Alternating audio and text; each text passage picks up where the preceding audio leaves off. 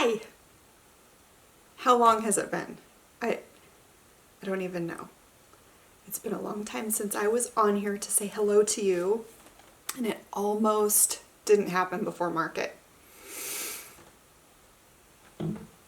Pile of boxes outgoing. Can you see? Box, oh no, the piano's hiding. Boxes incoming. Distributor orders. Etsy orders. You have all been keeping me so busy this year. There's normally a lull after the holidays, before market. Distributor orders slow down, Etsy shop orders slow down, and I focus on market. And this year has been insanely busy for me.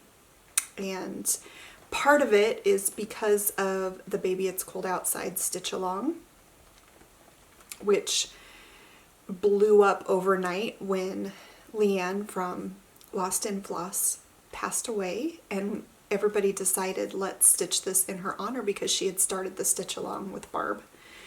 And it's been remarkable from my end to watch as the people across the world and across the nation in the FlossTube community have really banded together for this stitch along. It's really touching to me that somebody with the FlossTube channel can have such an impact on so many lives, and I was overwhelmed and honored to be able to take part in that movement, which by the way is still going on. I'm still getting requests and orders through my Etsy shop, and needlework shop owners are putting in their orders for Baby It's Cold Outside. And you know, for a design that's been out there since, I think I released it in 2012,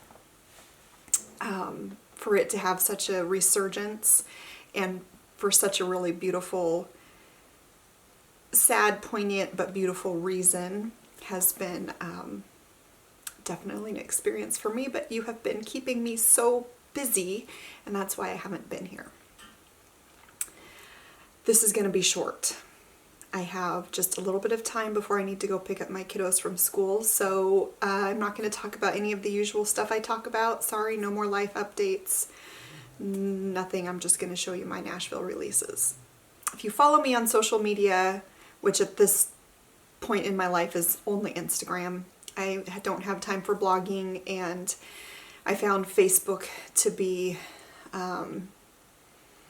it's a lot more work to post there and stay on top of conversations than it is with Instagram. Instagram is so much more streamlined and makes more sense in my life. So the blog and Facebook have really fallen to the wayside. And I apologize if those are your primary ways of staying connected to me. I hope that in the next year I can maybe hire some more permanent help. It's not going to happen super soon, but I need it. And once I have actual employees, I have my friend Brandy Gable.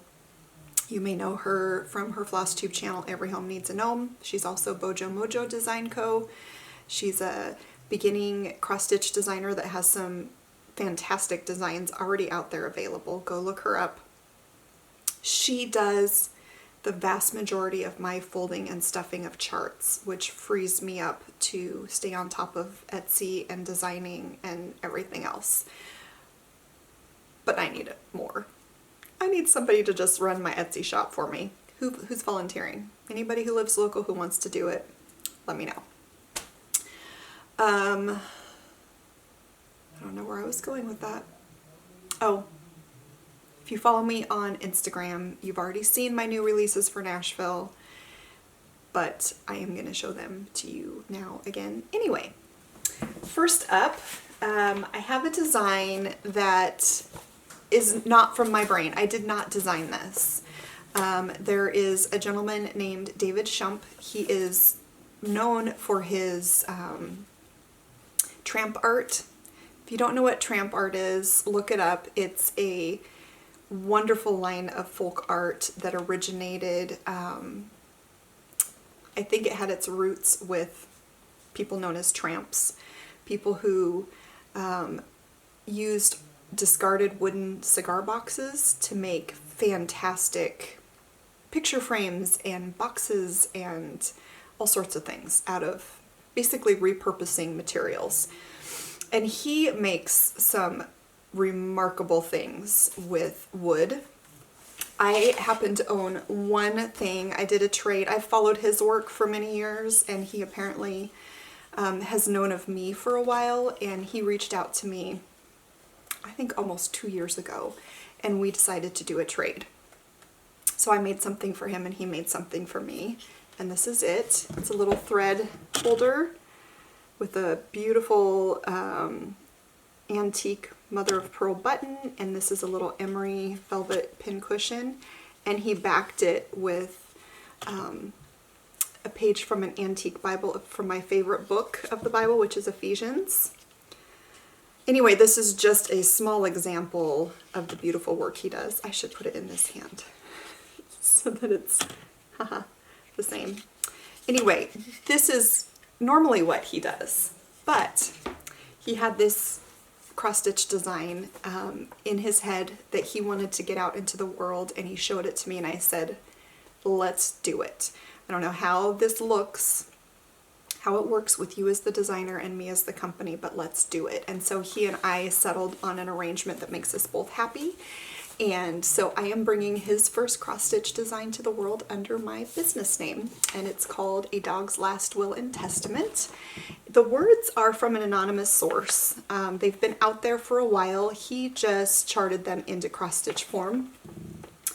And I'm not going to read it to you right now because it's long, but it is really touching and heartwarming, and if you're a dog lover, this is a must stitch for you. The dogs represented on here are dogs that have been in David's life and are currently in David's life.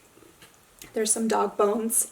Now another fun addition to this story is that the format that he gave the pattern to me was not, my design software could not read it. So I hired my 13-year-old son, who's now 14, but 13 at the time.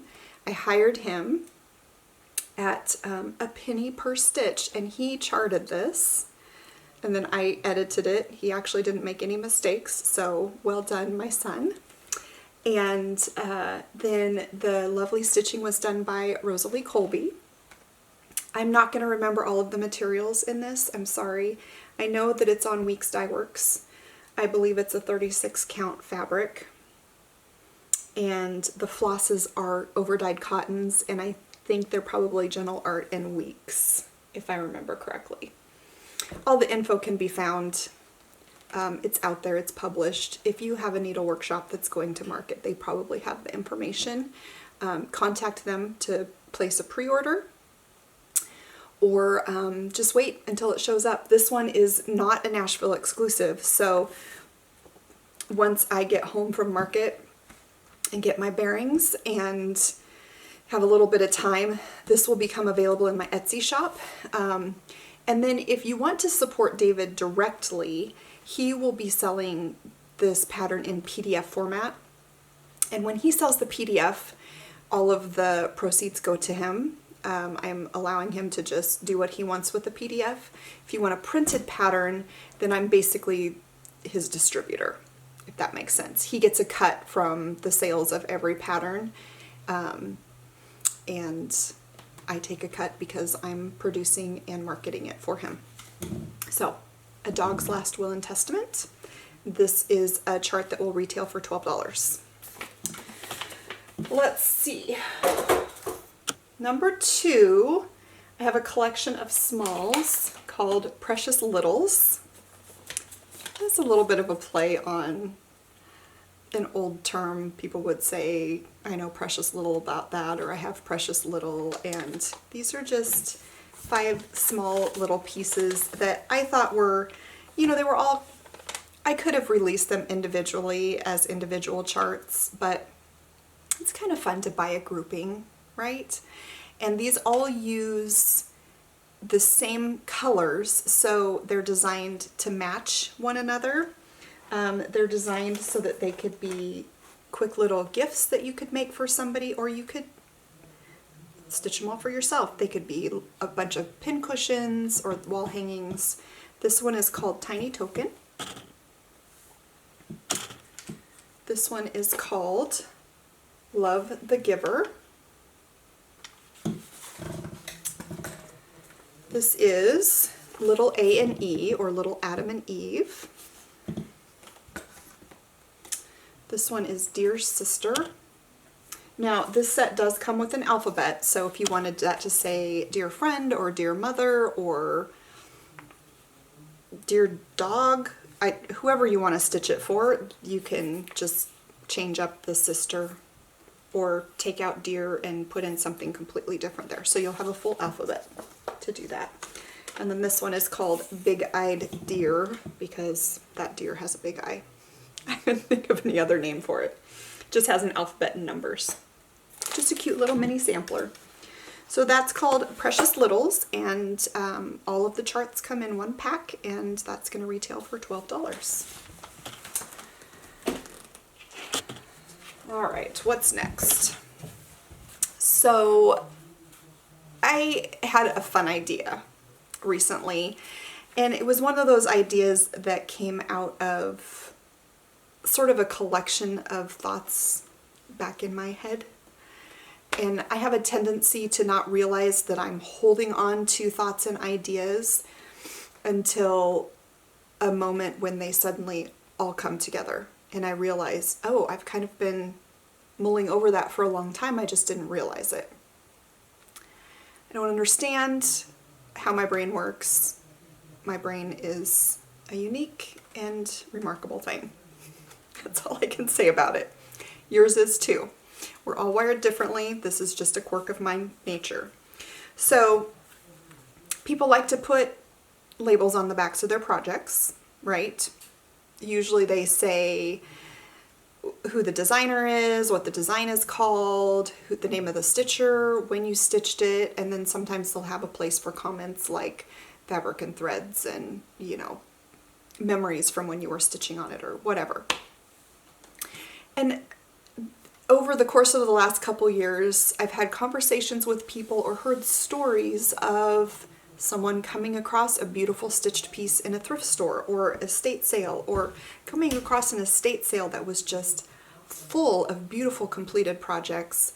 I think of Bendy Stitchy. Michelle Garrett came across an estate sale that was just loaded with patterns and finished works, and whoever had that collection obviously really loved cross stitch, loved what she did, but the family on the other end didn't care so much. And so all of these things are just wasting away when they would be loved and appreciated by most of us in the world of cross stitch.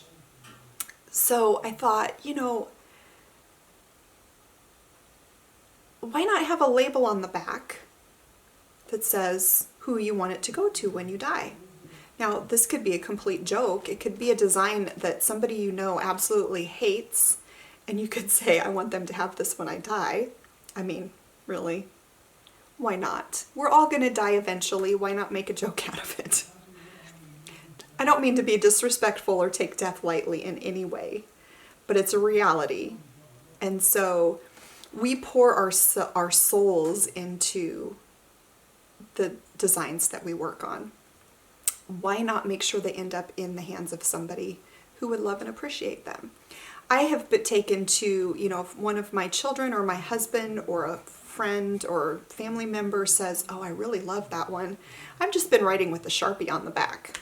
This is for, you know, whoever.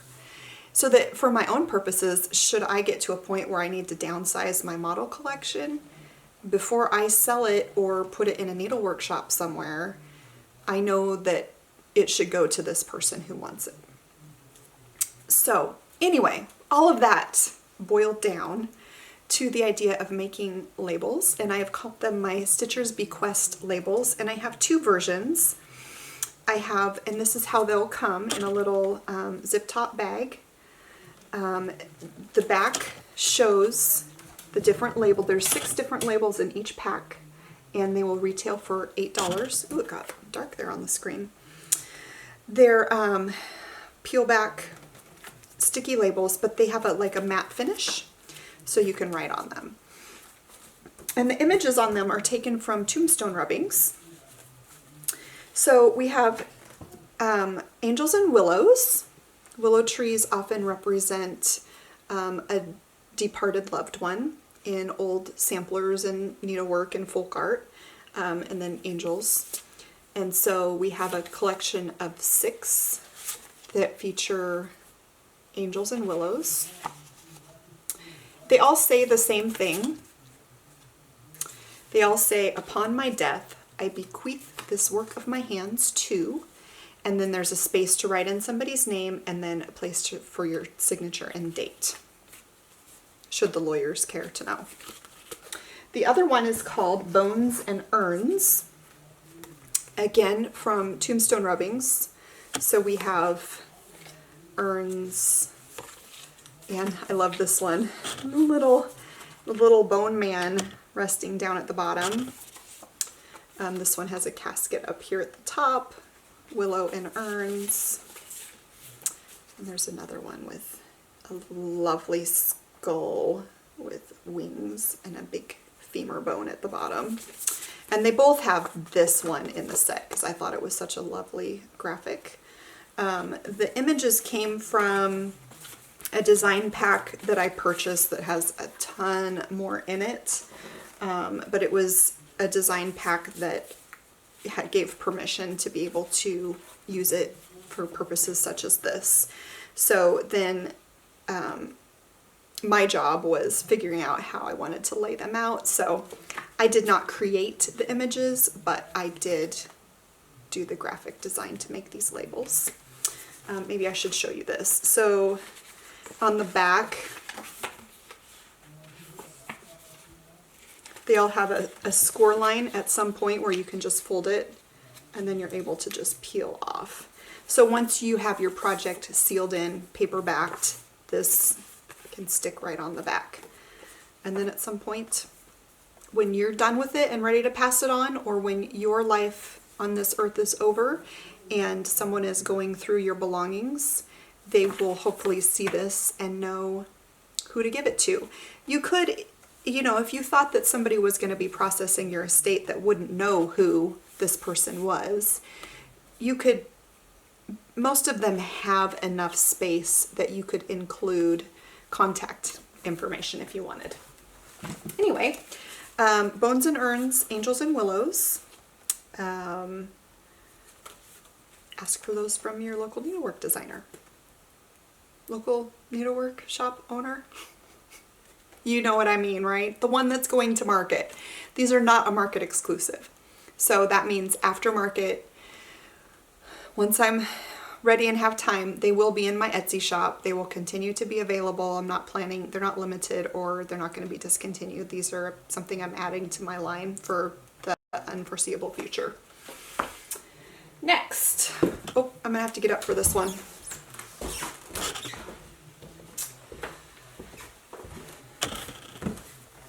So I have friends who are cross-stitch designers, and this, I've never done a collaboration before, and this year ended up being the year of the collaboration. I'm going to show you the collaboration that had the shortest duration first. This idea was born like literally a month or so ago. Nothing like last minute, right? Conversation that Paulette Stewart and I were having over text. We decided we wanted to do companion pin cushions, and the idea was for the motif that bound them together to be a Quaker motif with a bird. And we kind of fleshed out the idea of, you know, the hexagonal shape and the basket and the bird, but then, and we decided the size, the dimensions of the project, but then from there we each went and worked on our own half. We shared a font, so the lettering is the same, and some of the colors are the same, but really hers has her palette and style and mine has mine. And I can't wait until Paulette reveals hers. You guys are gonna love it. It's fantastic. This is mine. It says, "A token for my friend." Now these, literally the two of them, if you want, you could stitch them on one piece because this motif continues on hers. And we did it this way so that mine is facing from Oregon to Nebraska and hers is facing from Nebraska to Oregon, because that's just what we decided to do. So I finished both of ours, and I finished them as pin cushions, so you could put them together in a bowl. But the idea is these are pin keeps or pin gives. So find a stitchy friend and share the set with them. That's called Sewn in Friendship. It's not called Token for a Friend. It's called Sewn in Friendship. Paulette's is also called Sewn in Friendship. Moving forward, we will both be distributing our own, just like our standard patterns. It's just that they're meant to connect should you so choose. The other collaboration is a little different because the two pieces are being sold together in one pattern, and it was done with Tanya of the Scarlet House. And the idea came out of a conversation in an elevator. We were both teaching at the Tomorrow's Heirlooms retreat in the Chicago area a couple summers ago. And this conversation happened in elevator, and out of it was born this idea. We kind of put it on the back burner for a while. We knew what we wanted to do. And then last year, we ended up on the same flight leaving Nashville, heading back west. She lives in Arizona and I live in Oregon, and my layover was at where she got off the plane. So from Nashville to, was it probably Phoenix? We, I had to check the clock and make sure it's not too late to get my kids. Nope, I'm doing good. Anyway, we're on the same flight, and we fly Southwest, so you can choose your seats. So we sat together, and the whole way from Nashville to Phoenix, we were sketching out ideas and choosing thread colors, and it's been a really fun journey with her. And we had a lot of interesting details to figure out because we decided it would be easier for you because it's made to be stitched into one piece. Instead of you having to source two patterns, we decided it would be more practical, more challenging for us, but easier for you if we package them together. So I am going to be the distributor for Berry Bowl Sampler. Don't you love it? It turned out so great. So the way we stitched our models, Tanya has a model as well, is we stitched them on two pieces of Picture This Plus linen in different colors so you can see the variation, and seamed them together. But you could stitch it on one piece of linen if you don't like the idea of seaming them together. I think it would be a fantastic idea if you have a stitching friend who also likes this design, for each of you to stitch both sides but on separate pieces of fabric, and then, you know, maybe you keep your own heartstring side and give your Scarlet House side away, and your friend gives you their Scarlet House side. You know what I mean? Like swap stitching work. Because what's interesting is, even though we're following the same pattern, our stitches don't look exactly the same. We're all cross stitching, right? We're using the same colors, the same linen, but I stitch in hand, and you might stitch in a hoop, and someone else's tension, you know, they pull tighter and somebody else pulls looser, and so cross stitch side by side could look very different. Now these two pieces, this side was stitched by myself and Rosalie Colby stitched this side, and they actually look remarkably similar in stitch style. But if you were to look closely, you would see that Beth Twist crosses her X's. Her top leg is the opposite of Rosalie Colby's top leg. And that's because I stitch backwards of what most of you stitch. I didn't know that until maybe 6 years ago, when I taught myself to cross stitch as a 10-year-old. There was this diagram in this little chart that somebody gave me, and I just crossed the way I do and have no desire to change, because ultimately the overall finished product, you can't tell, right? Can you tell? I don't know. Anyway, there is some over one. This little motto in the middle, just the wording in this little cartouche is over one. The rest is all over two cross stitch. Variable sampler by Heartstring Samplery and the Scarlet House. Oh, and as a side note, if you stitch it on 36 count like we did, it'll fit in a standard 12 by 12 frame. This is like a $15 frame that I picked up at my local craft store on the clearance rack. This pattern will retail for $20.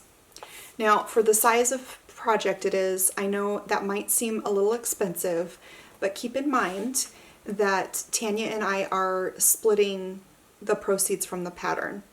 So it's, in order to make it worth it to us to add this, to do it as one packet, you're basically paying the same as if we each sold it as a $10 chart.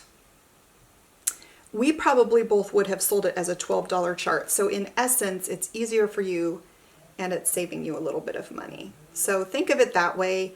When it's all said and done, once we pay for materials and shipping and selling these wholesale to somebody, we don't end up making a whole lot of money per chart. So support your cross-stitch designers and buy directly from them if they sell directly.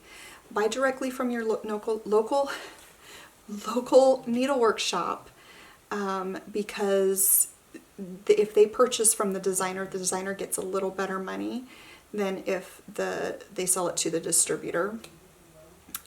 If your needlework shop buys it from the distributor, that's okay, because the distributor's quantities that they purchase from the designers is higher, most likely, than the wholesale. I don't know, I guess it doesn't matter where you buy them from, but I encourage you to spend a few dollars and buy new, unless it's a discontinued pattern.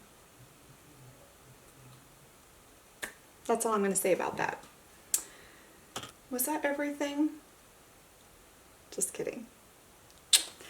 So this year marks my 200th distributed design, and I've been teasing you for a very long time with Consider the Lilies, which is a sister sampler to His Eye is on the Sparrow.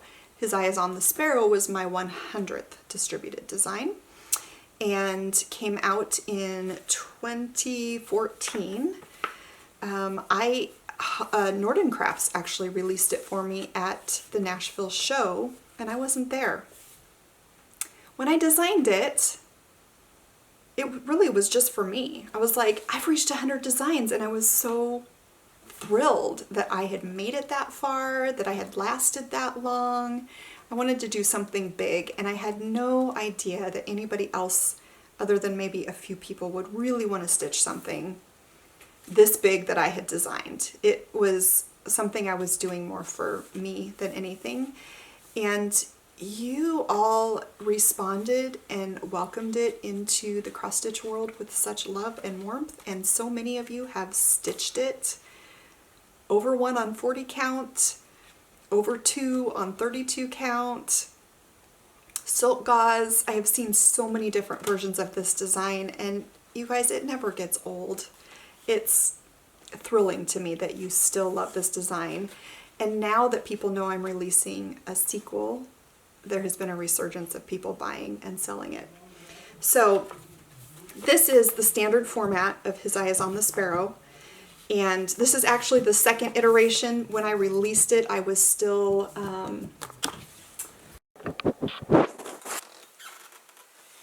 That was obviously the 30-minute mark.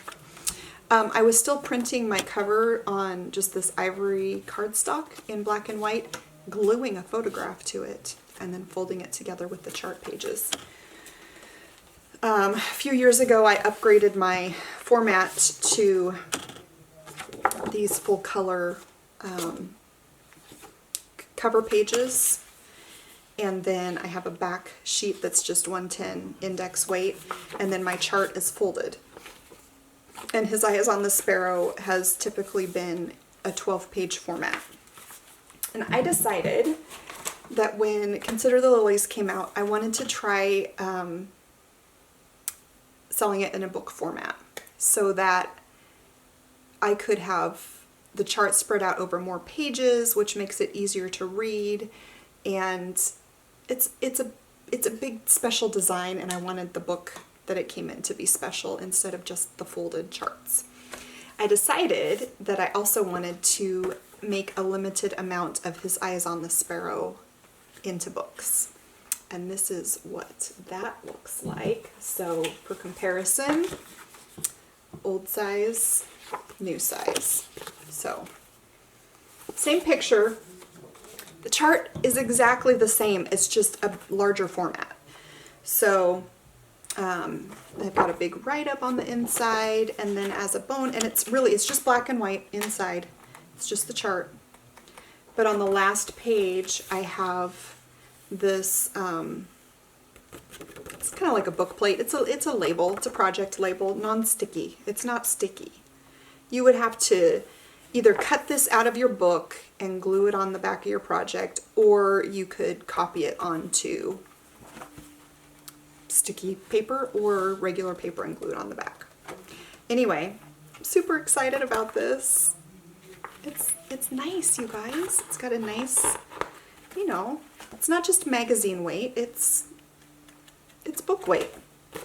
So, His Eyes on the Sparrow.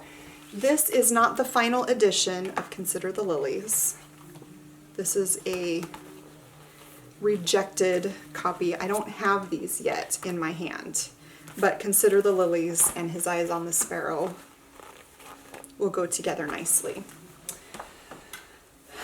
You want to see it? It's big, you guys. I'm gonna have to like back up. I'm gonna have to back way up.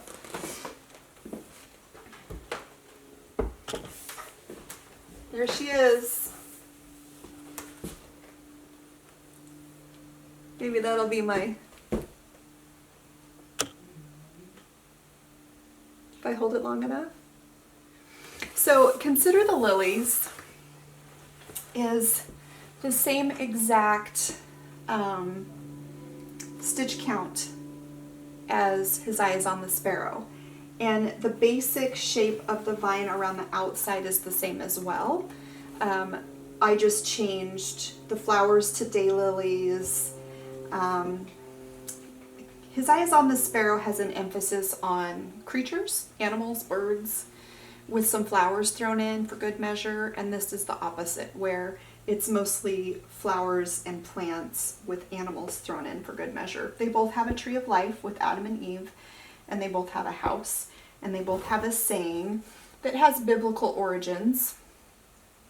And this one has more bees on it. Actually, I don't think the first one had bees at all.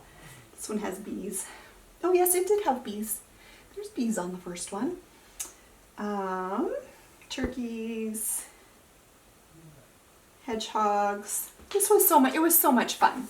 The thread colors are, I think, a little bit brighter in this one, maybe not so muted, but the size is the same. I used my favorite R&R color, which is Winter Brew, and this is stitched on 28 count, one thread over two. Yes, I said that, one thread over two. I don't stitch with two threads ever, people.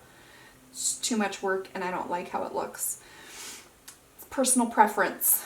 If you like two threads, please stitch yours with two threads.